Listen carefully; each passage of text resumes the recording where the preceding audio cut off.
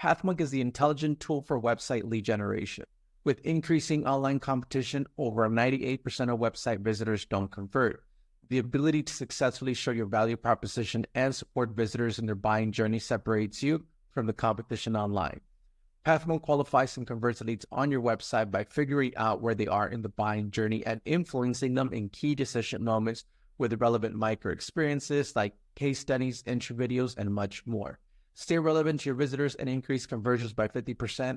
Add Pathmonk to your website in seconds. Let the AI do all the work and get extra 50% more qualified leads while you keep doing marketing and sales as usual. Check us on pathmonk.com. Welcome to today's episode. Let's talk about today's guest. We have Erik Charles from Dispatch Track, VP of Marketing with them. How are you doing today, Erik? I'm doing great. It's a beautiful day right now. Awesome. Great. Well, great to hear that. And well, Erik, I'm sure our listeners are tuning in, wondering what your company's all about. So in your own words, tell us a little bit more. When was the last time you ordered a couch? Or maybe a new refrigerator? Or maybe you are driving by a construction site and see somebody pulling up with a truckload of gear? Or you're going to your favorite restaurant wondering why today's special is that amazing bit of lobster. That is all last mile deliveries. Everything we're talking about there is last mile. Dispatch Track is the global leader in last mile delivery software. And this is software for basically helping both internal or external, like third-party logistics companies, get the right packages at the right time to the customers in a very efficient fashion. So software for deliveries, which is kind of funny because I've been listening to your podcast for a while. Great variety of people, speakers have jumped in. One of the things I love about what I'm working with at Dispatch Track is it's a highly sophisticated business, and it's one that a lot of Silicon Valley oftentimes overlooks. Okay, interesting. So that way that our listeners can get a good understanding there of your company, Erik, what would you say is that key problem that you guys like to solve there at Dispatch Track for clients? Sure. Have you looked at the price of gas recently? And be that diesel or regular, or even for that matter, the cost of charging up an electric delivery vehicle before somebody calls on me on that one. Route optimization is really, really important. And that is like getting the trucks to not drive in circles, go to the wrong place or anything like that, making sure that So to give you an idea, the cost, a huge impact on companies' profitability is delivery costs. And the cost of the last mile of that, which is the way of saying from the local warehouse to the buyer, has gone from 41% to 53% of overall delivery costs. That last mile is getting more and more expensive. So if I can, at minimum, get a truck to drive a few fewer miles and do more do more deliveries in a day, boom, that is directly to the bottom line. Okay, interesting. I like that. So then, don't want to assume here, but is there what's the main vertical segment? What's the ICP for you guys that you guys like to go for? That's a fun one. So ICP started in furniture. We cut our teeth in furniture. The company's been around for over a decade. And that is, think big bulky furniture. But they can't drive a semi into your neighborhood or even typically up to your office. So you've got these shorter delivery trucks. And, maybe I'm dropping a couple Aeron chairs, dating myself from the days when an Aeron chair was the ultimate flex at a couple startups I worked at. The latest stand-up desk, a new boardroom table. But you're not going to send a driver out with just one delivery. You're probably going to hit 2 or 3 places today. So what do you need to do? You need to load it in reverse, right? So that they can pull things out one at a time. You need to show up at the right times. You need to show up so that you're not doing a zigzag path. You want a nice, clean, circular path. So all of that comes into play. And truck routing is a little different than jumping in your car, by the way. There are places trucks can't go. Let's not forget, think that there's those low-hanging bridges. There's certain places you don't want to try to turn left in San Francisco with a delivery truck at 3 o'clock in the afternoon, for example. Or for that matter, in Manhattan. Where can you double park? Where can you make it happen? So all of that has to go into that aspect of just the routing optimization. Once you optimize the routes, you reduce your fuel charges. Plus, done right, you can actually get more deliveries done in a day. Yep, and I think that's the main goal, right? Like you mentioned, costs get that reduced or make more. So awesome to hear that from you guys. Right. So like, how would somebody then usually find out about your company? Is there a top client acquisition channel for you guys? So we get a ton of inbound. We've got, and again, this gets into vertical by vertical. So I'll go back to furniture. We've got great inbounds from furniture. We're very well known. We'll get people searching for things like route optimization, delivery times. How do I improve my last mile logistics? Last mile is a very common search term. But also we pick up people through customer care. So it's like, how do I improve, my net promoter score, customer success factors, and things like that in my industry? And so suddenly I'll get, say, for example, somebody in the fresh food. Fresh food's another huge one. And all of us have now gotten hooked. We're watching The Bear. Maybe you're rereading Kitchen Confidential or any of the great shows. There's some fantastic movies out there that cover working in the kitchen. I worked in the kitchen at one point. So, I've got that, scar tissue. It was before the automated ticket things come out. But guess what? If you're going to have that lobster special, someone was delivering lobster at dawn that day, or maybe it's a scheduled delivery. So you get your fresh fish because you got to have somebody at the restaurant to unlock, grab the fish, and put it into the walk-in because obviously it can't be sitting outside to spoil. That's an efficiency. We got into fresh food because of that. People were coming in and say, "Can you help us?" Because I've got say a specialty foods company, say an Asian food vendor, as people are going into fusion, restaurants, and I'd like to do a better job of getting my products to the restaurants because the restaurants will switch providers as well.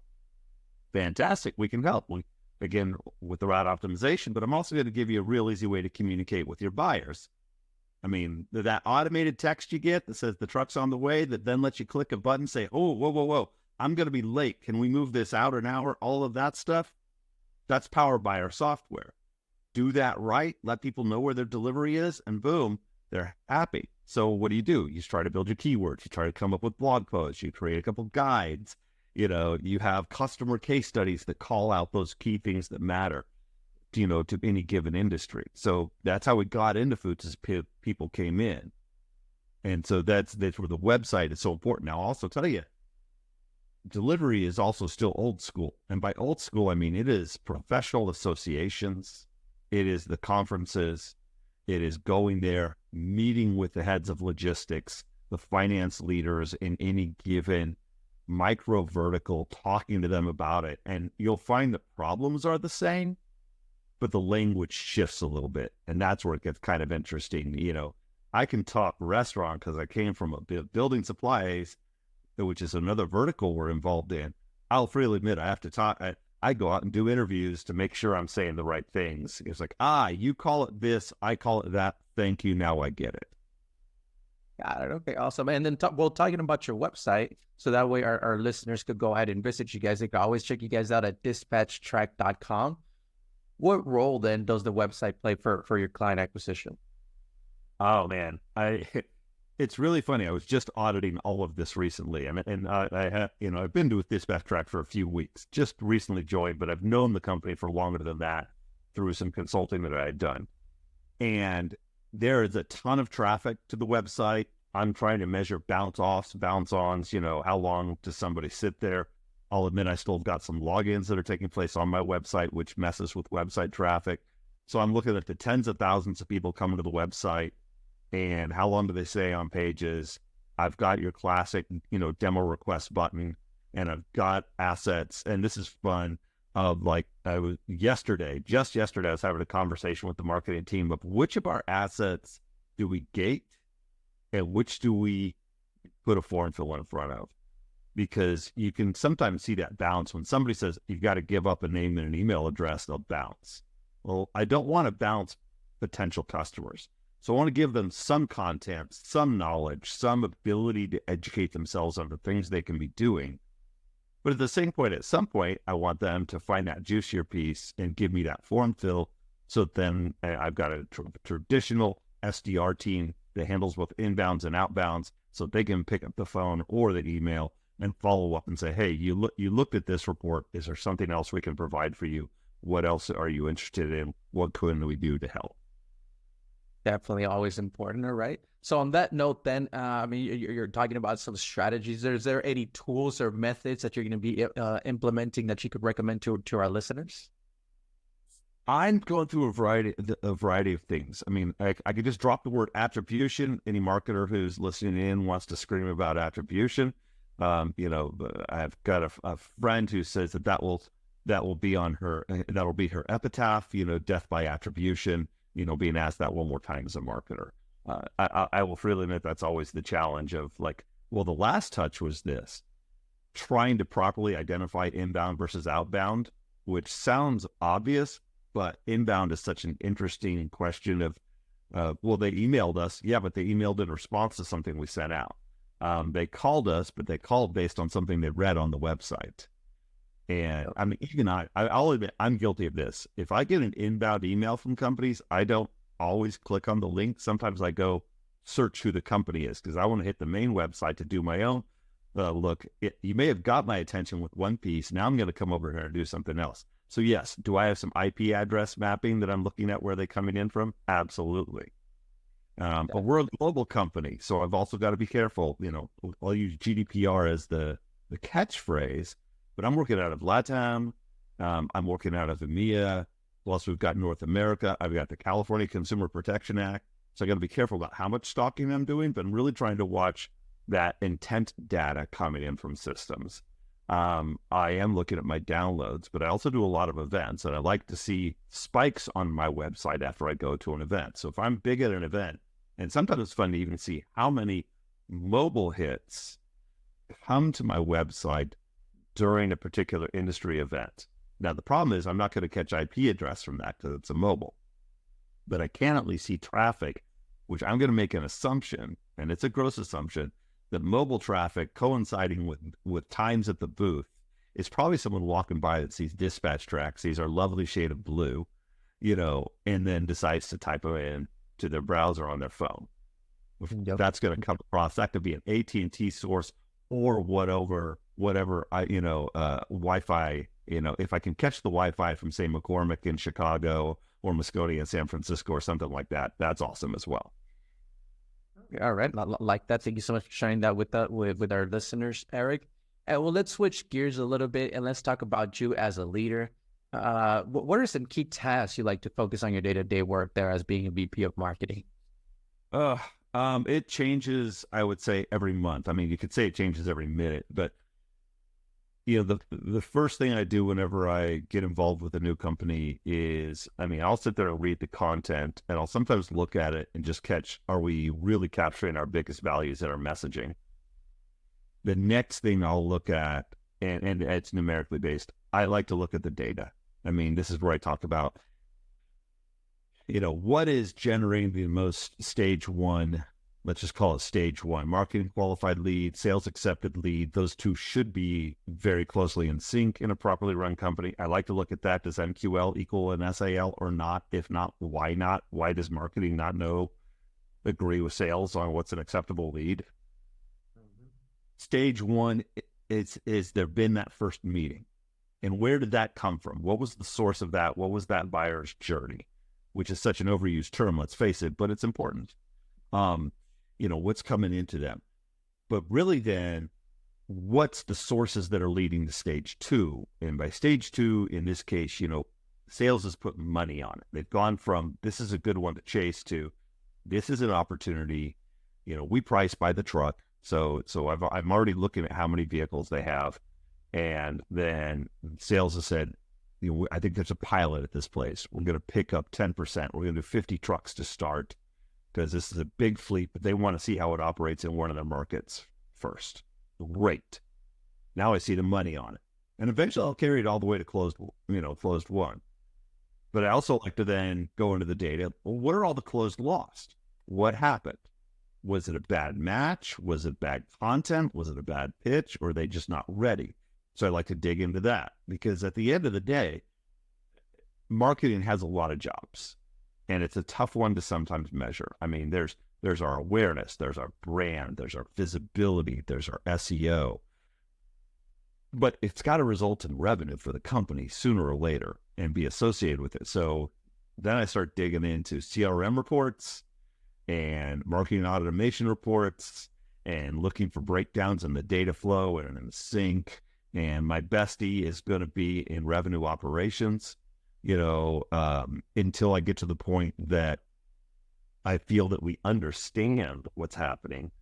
I have the board slides pre-built so that whenever there's a board meeting, I can just get the flash update for the quarter, drop it into a deck, and be done with it. I don't want to I hate hand creating spreadsheets for board presentations. I should be able to have that as an automated report straight out of, the system that is the central source of truth. And by the way, my report's got to match sales. That's one of my biggest nightmares, is when sales has a different number than I have. I'm like, how did that happen? Now, sometimes that's because I like to do snapshots, of like, hey, total value of all stage twos created this week. I've got to snapshot that because next week, if they zero them out, it's gone.